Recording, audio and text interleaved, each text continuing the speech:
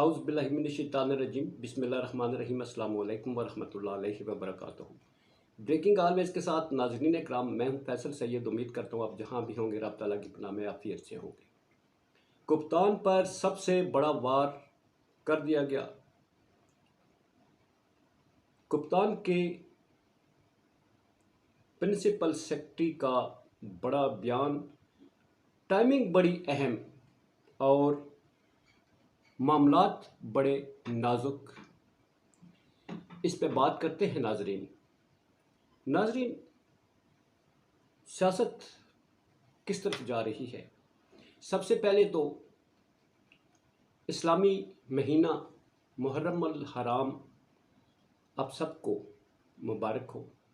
اس مہینے کی شروعات حق و باطل کی لڑائی کے ساتھ ہوتی ہے، جس میں حق جو ہے وہ آج تک زندہ ہے اور باطل نیست و نابود ہو چکا ہے۔ اس ماہ کے چاند کو دیکھتے ہوئے کہا جاتا ہے کہ حضرت امام علی مقام امام حسین علیہ السلام نے چاند دیکھتے ہوئے انا للہ و انا الیہ راجعون پڑھا تھا، اور گویا چاند کے دیکھتے ہی انہوں نے اپنی شہادت کی تصدیق کر دی تھی۔ ناظرین، یہ مہینہ ہمیں حق کے ساتھ کھڑا رہنے کا درس دیتا ہے۔ اس پہ بات کرتے ہیں ناظرین کہ سیاست کیا کہتی ہے۔ آگے بڑھنے سے پہلے آپ سے التماس ہے کہ میرا چینل سبسکرائب کر دیجیے گا اور بیل آئیکن کا بٹن دبا دیجیے گا۔ ناظرین، حق اور باطل کی جو جنگ ہے، اس میں بہت تیزی کے ساتھ، بہت تیز رفتاری کے ساتھ اس میں شدت آتی جا رہی ہے۔ آئے دن ایک نیا وار کیا جاتا ہے۔ باطل قوتیں کس طرح سے اپنی طاقت کے بل بوتے پر حق کو دبانے کی کوشش کر رہی ہیں، اس کی مثال، سب سے بڑا ثبوت جو ہے وہ آج چیئرمین پی ٹی آئی کے سابق پرنسپل سیکرٹری اعظم خان کا ایک بڑا بیان سامنے آ جاتا ہے۔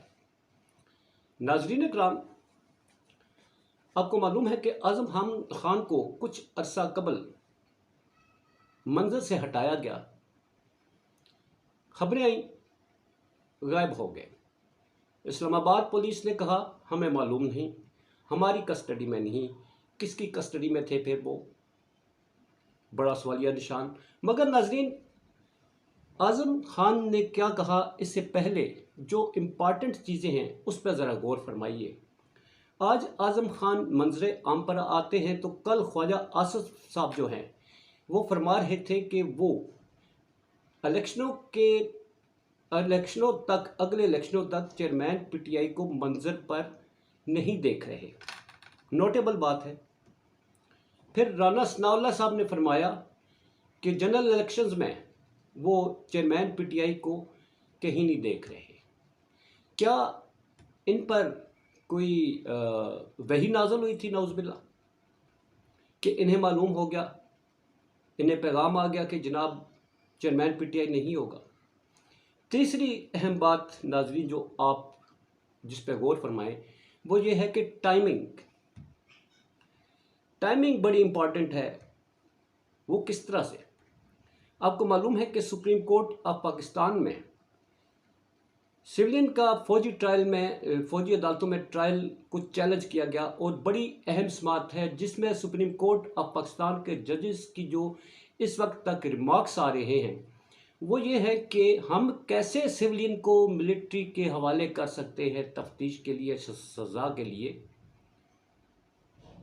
حکومت کے لیے یہ ایک خوفناک دھچکا تھا، کیونکہ جنہوں نے قومی اسمبلی میں ایک بل پاس کیا، جنہوں نے چیئرمین پی ٹی آئی کو فوجی عدالتوں میں سیکرٹ ایکٹ کے تحت ٹرائل کرنے کا ایک پلان بنایا، اور اس کے بھرپور قسم کی جو ہے کتنے صفحات پر مشتمل ایک report supreme court of Pakistan میں پیش کی کہ اس کا trial chairman P T I کا اور اس کے ساتھ جو حملہ آور ہے مختلف مقامات پر، وہ بنتا ہے اٹارنی جنرل جو ہیں وہ بھرپور قسم کی بحث کرتے ہیں کہ ان کا ٹرائل فوجی عدالتوں میں بنتا ہے، مگر سپریم کورٹ آف پاکستان کے ججز کسی طرح سے مطمئن نہیں ہو رہے۔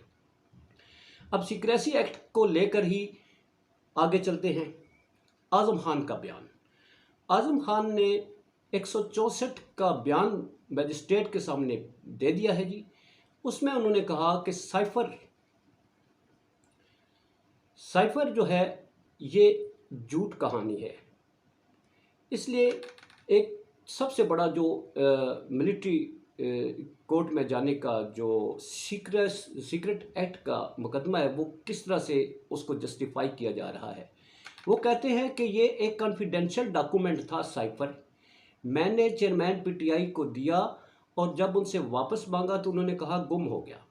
میں نے چیئرمین پی ٹی آئی کو کہا تھا کہ یہ اس کا کانفیڈینشیل ڈاکومنٹ ہے، اس کو آپ عام نہیں کر سکتے، مگر وہ جلسے میں جا کر لہراتے ہیں، اس کا انہوں نے مس یوز کیا ہے۔ یہ حکومت کے خلاف جو ہے انہوں نے کہا، چیئرمین پی ٹی آئی نے کہا کہ میں اسے جلسے میں جا کے لہراؤں گا اور اسے حکومت کے خلاف جو ہے استعمال کروں گا، اپنا بیانیہ بناؤں گا پبلک میں، اس میں لوگ جو ہیں وہ میرے ساتھ چلیں گے۔